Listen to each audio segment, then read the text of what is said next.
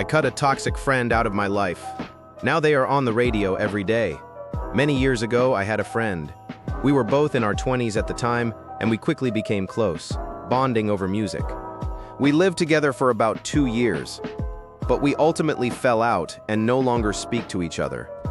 Without going into the gory details, they had a streak of being self-centered and toxic that became impossible to overlook. They were fun to be around at that time in our lives, but they were also the kind of friend who expected a lot from others, but gave back little in return. However, the main reason I fell out with them was because of how they treated 2P original Posterlo close to us, both of whom today I learned old good friends with today. They treated one friend, after we took them in for a few weeks in between places, like utter shit.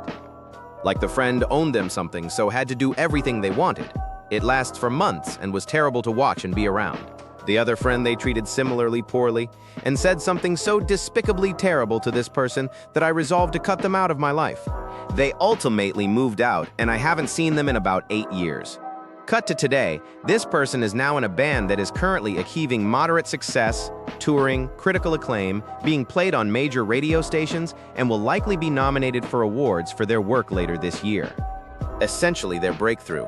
It's a particularly strange and awful feeling to cut someone out of your life, for them to then come back into your life via the culture you consume on a day-to-day basis. I have to turn down the radio when they come on because it makes me so angry. Angry that someone so toxic is being forced back into my life without my consent.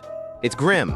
Maybe this person has changed for the better in the years since we were last in contact, but I wouldn't be surprised if they haven't. Either way, it's depressing. Sorry for being vain, real-lifey, nondescript, but I don't want the person to be identified, and I don't think that's the most important thing here.